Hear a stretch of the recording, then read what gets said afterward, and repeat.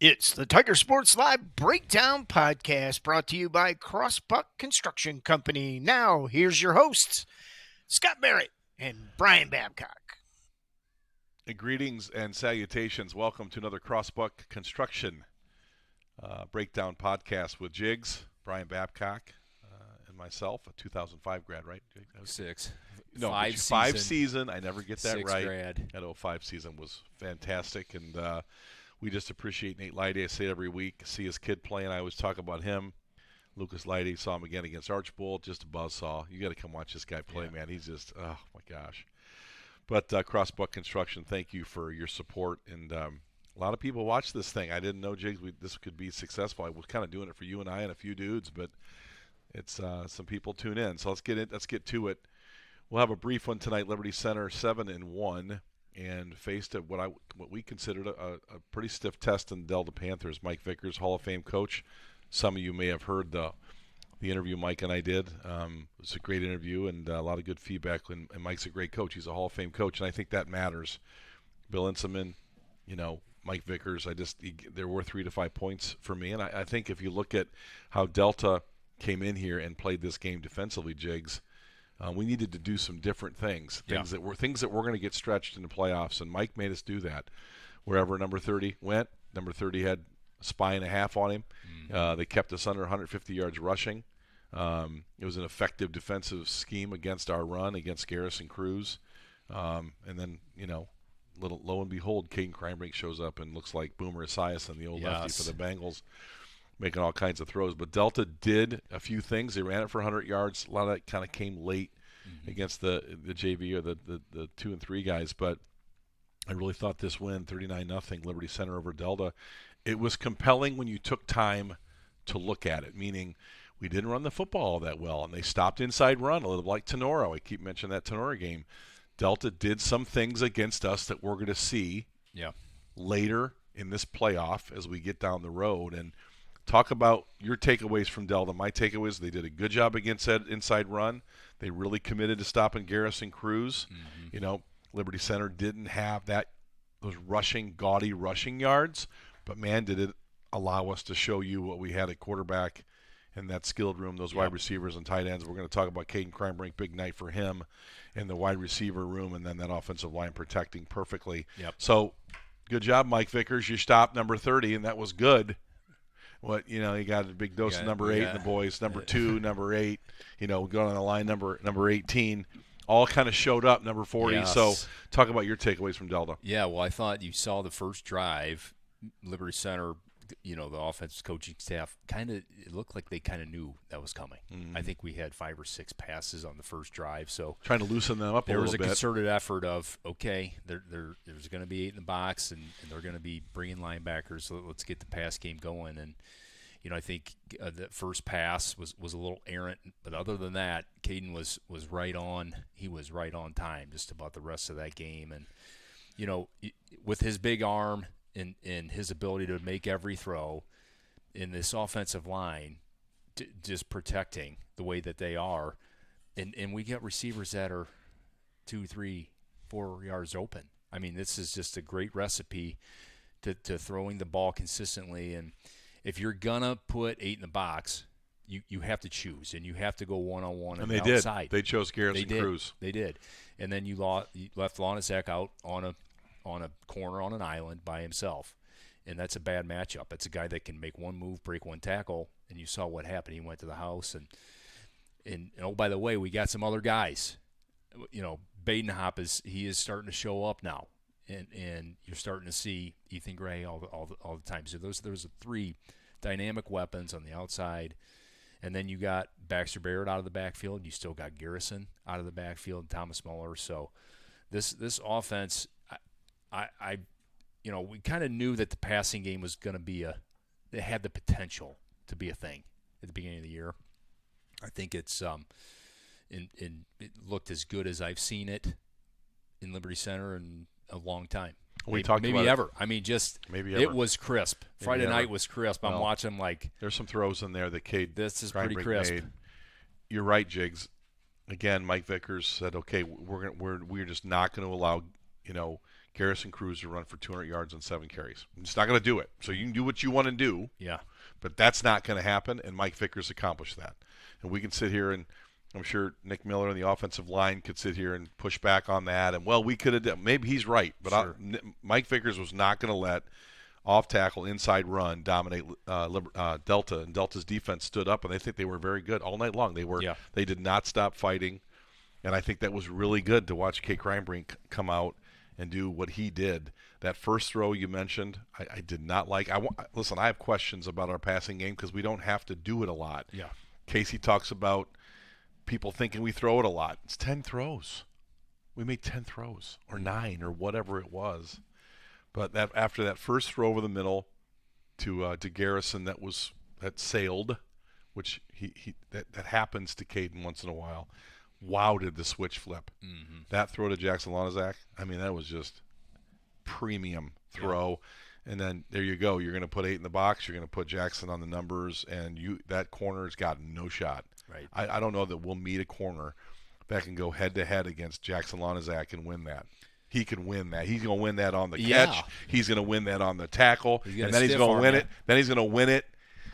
He's going to go the distance. He won all of those deals. Yeah. The corner had no shot because they were wasting a lot of ammo. There's no safety inside the numbers. I mean, the safety was 30 yards away. Mm-hmm. Eye in the backfield. And that's when you're on an island as a corner, you better be a shutdown type of corner in order to stop a guy Grady Miller. like that. Grady Miller. That's the type of guy you can do it with. And there's no Grady Millers that I can see.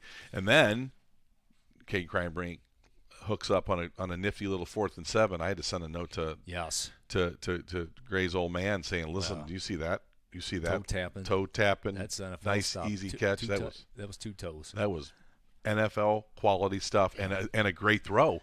I mean, Casey said underneath, and you got somebody on top of him, and what a precise route and what a better throw by Caden Kreinbrink. Right, and that was a 4th down play, right? Right. I mean, that was a huge conversion.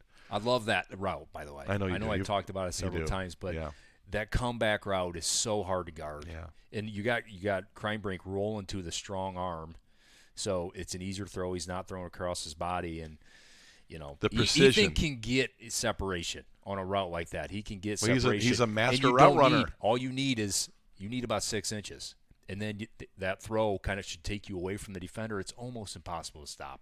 Ryan Miller coaches the wide receiver group, and they really stood out. Isaiah Badenhop is rising. Yeah.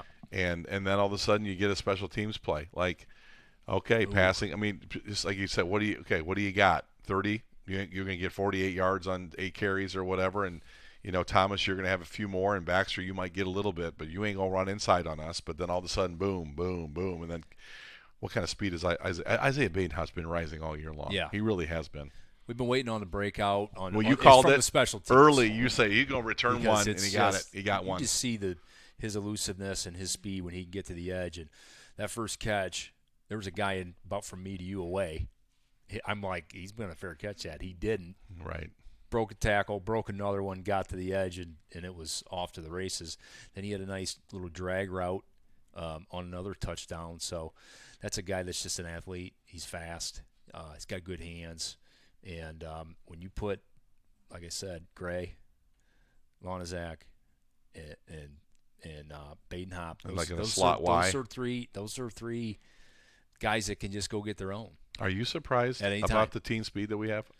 All the things we talked about in the preseason, we knew we were going to be strong, and there were a lot of areas. We offensive line, senior class, awesome linebacker room. That defensive line had questions in the back end. No more questions. Speed. No more. Yeah. Speed happening. Right. Speed is happening on this team. Well, know about the interception, Ethan Gray. I mean, we talked about his ability to. You want to throw and the other. You were talking Cammy a little bit on that.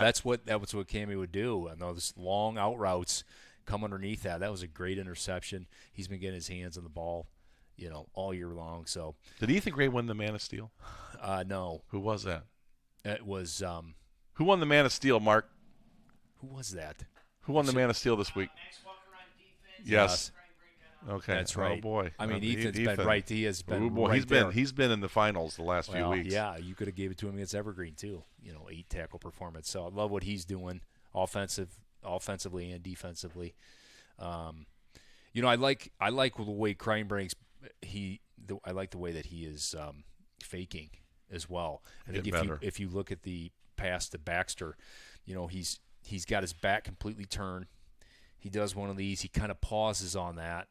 Defense Defense can't see biting. anything. They're biting. They're seeing Gary. They're seeing 30 linebackers are coming up, and on that drag, that's what you want. You want the linebackers to step up. You got your wing coming right behind on a safety, which is a bad matchup. Baxter's wide open. Nice catch. Nice throw. And that's another thing.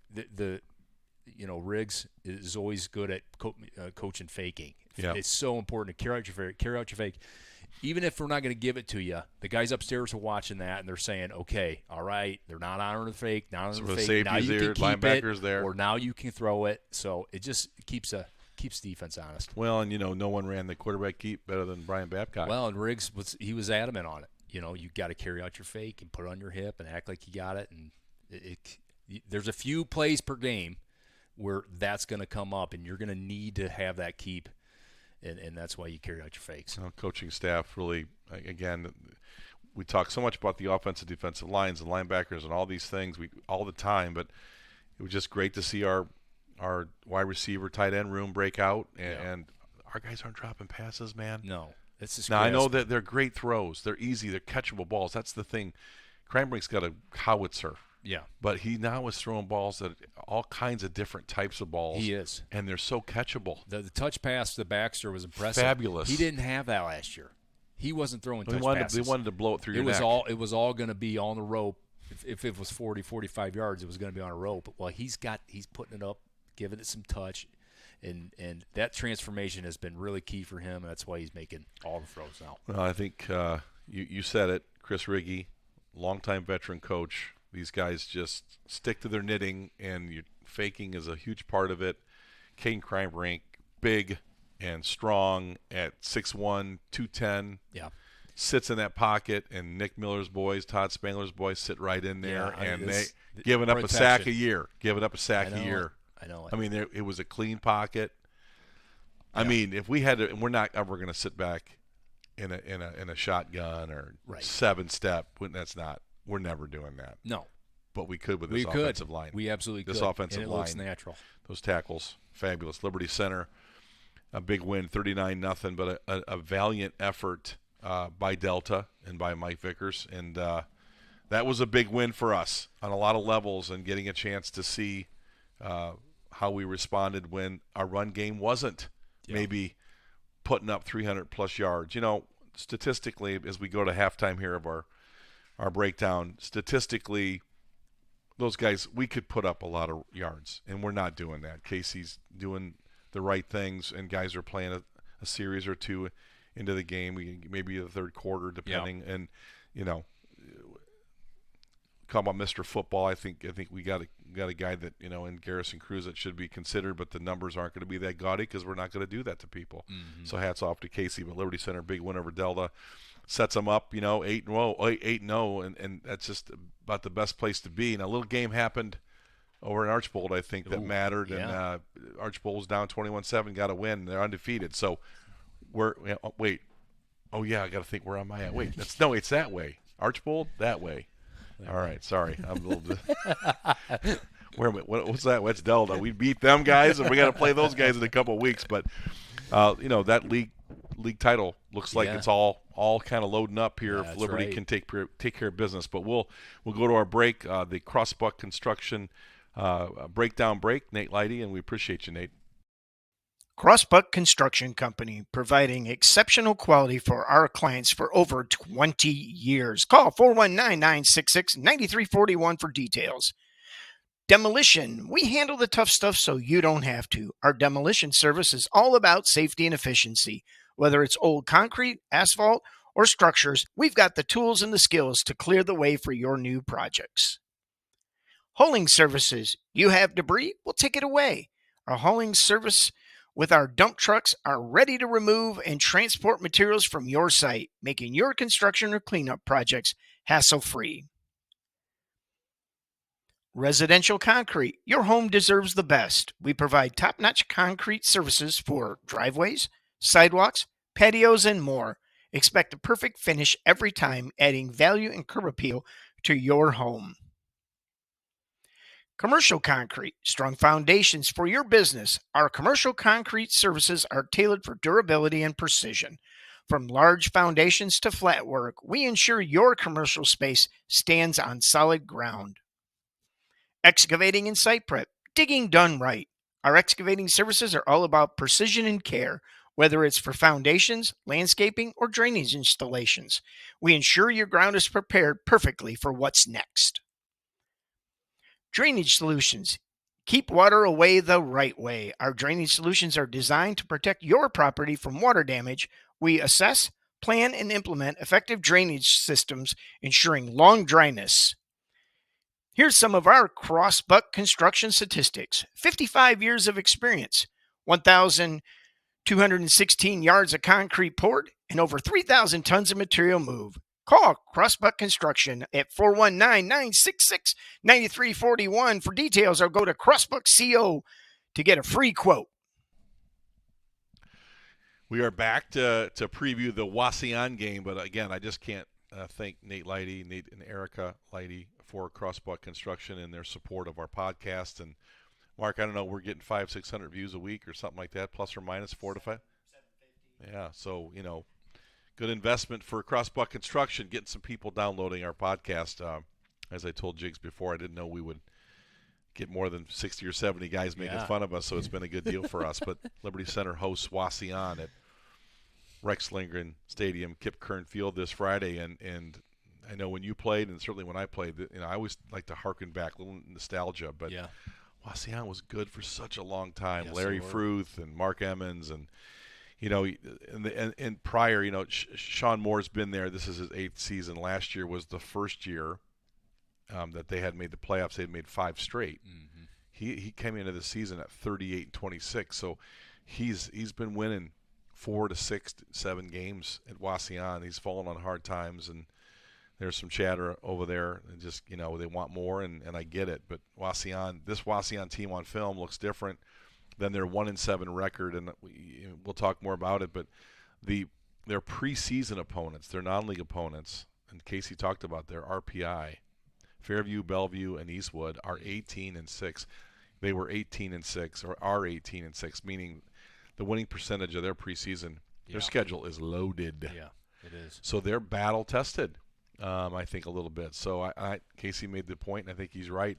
They had the best preseason schedule out of all the league teams in terms of win percentage. So Wauseon played some monsters last year. Sean was 3-7, 3-4 in the league. They did beat Evergreen, which was a really good game last year for them, and a big one for them, because Evergreen had the coach of the year and they finished 6-5. But 16 returning starters, 11 seniors. So this Wauseon team's got players, and they've got some depth.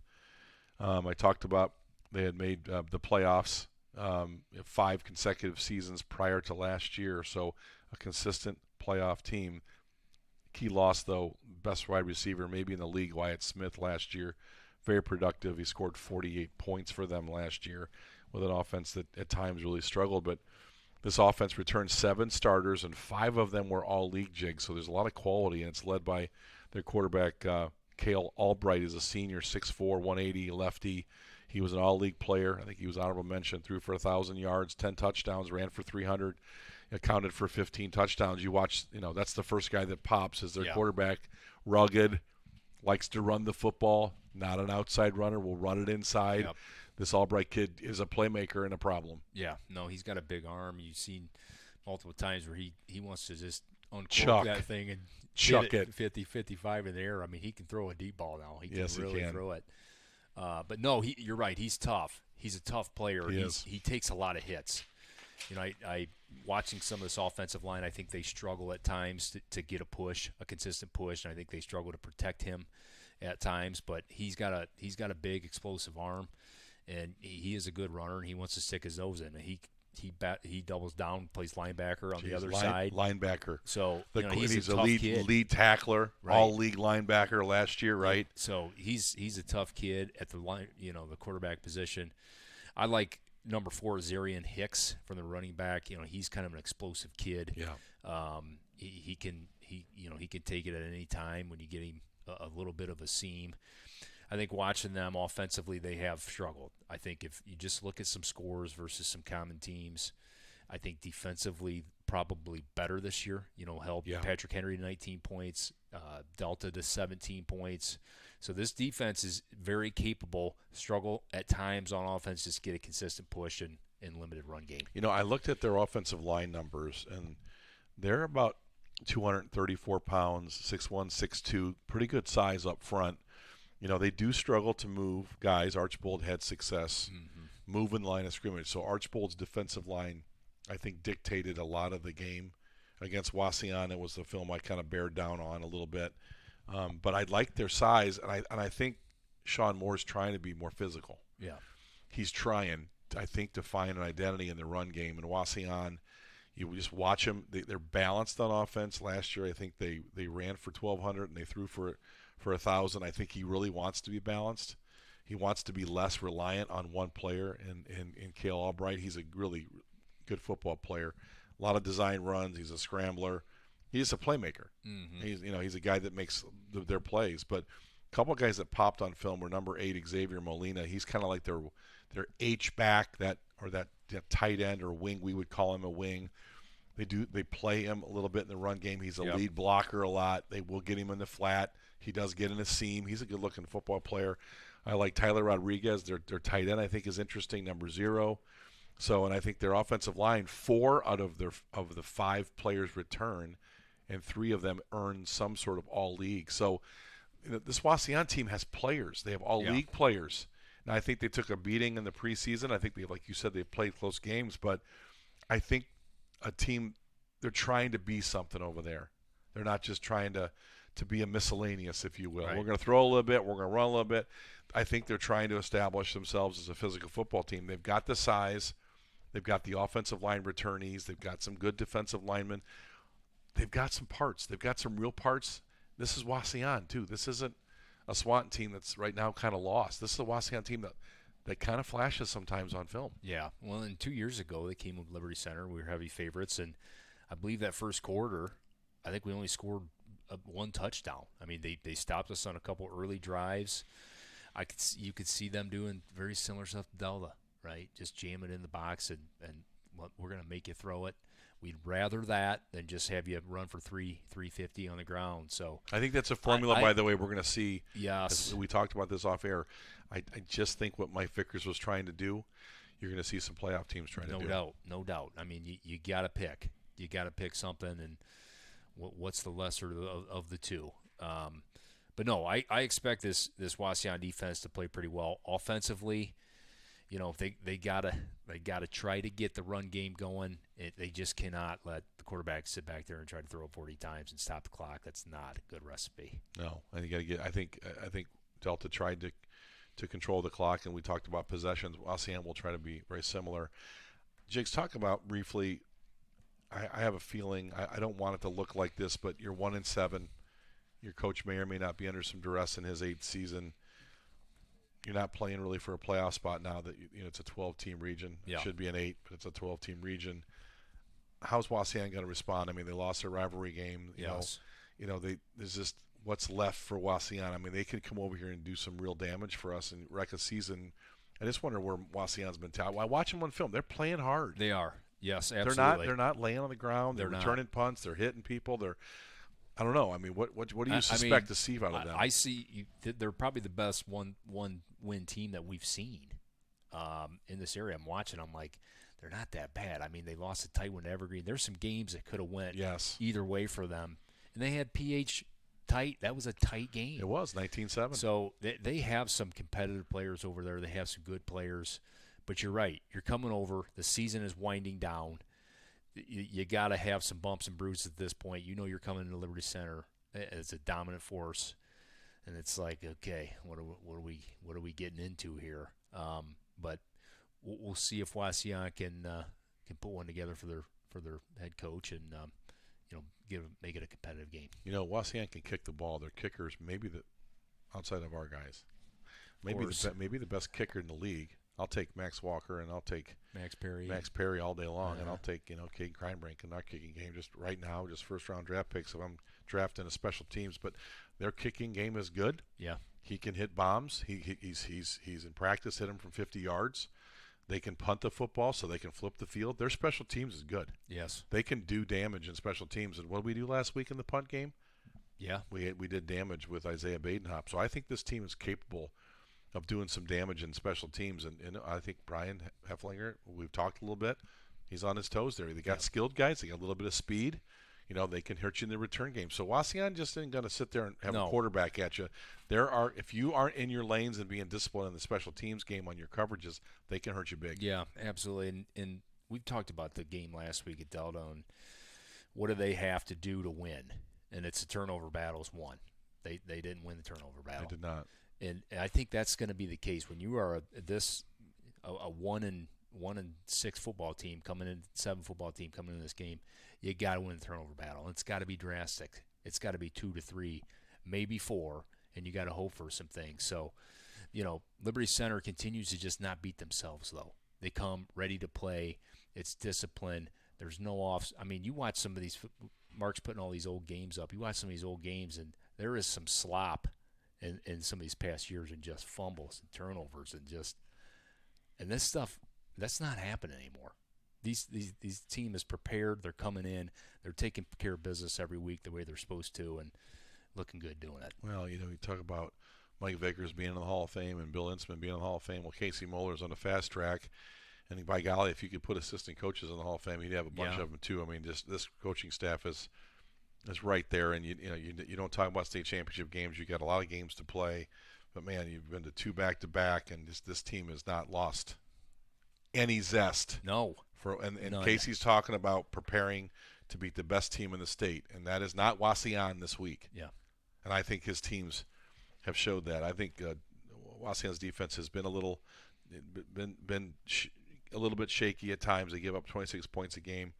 They will give up yardage. I mean, they do those things. But what would be the keys as we wrap up here on the Crossbuck Construction podcast here? We talked about it last week. What are the keys for Wasion to win this football game? Yeah, I think you limit the run game, limit the explosive plays, win the turnover battle by 2 or 3, and I think you give yourself a chance to stay in the game. Yeah, it does look like to me that we are going to be playing for a league championship at Archbold. I have been in this game myself. I have lost to Wasion in preparation to play Archbold, and I don't know that this team is that team. I'm just talking about I've been in those games where you're just trying to get to the title game, man. Yeah, right. Well, you don't get the title game until you take care of Wasion. Yeah, that's right. And I wish this was Wasion team was an 8-man Holgate coming in here, but it ain't. Yeah. They got dudes. They got an all-league quarterback that plays linebacker, leads their team in tackles. If we don't get serious and focus, he will hurt you. Yeah. I think that Wasion, to win this football game, they've got to get big plays in the special teams. They got to maximize possessions. They got to score the ball. Yeah. You can't come in here and not score and try to win. I mean, it's impossible. But I think they've got the right amount of people. They got a good-looking tight end. They got an H-back. They got a quick running back. They got an all-league quarterback. And they got a guy that can hit 50-yard bombs. I mean, they got the recipe to do it if we're going to take a nap. Yep. And I think we also need to play our worst game of the year to lose to Wasion. So Liberty Center heads into an important matchup here before the end of the season. We're sitting here at 8-0. Casey would say we're an 8-win football team, not undefeated. A lot of work to do, but Wasion is not going to lay down. No, sir. I think they have a lot to fight for. Sean Moore is not going to quit. This Wasion team's got the tools to be problematic. So we'll see this Friday. I'm anxious to see how this Liberty Center team responds.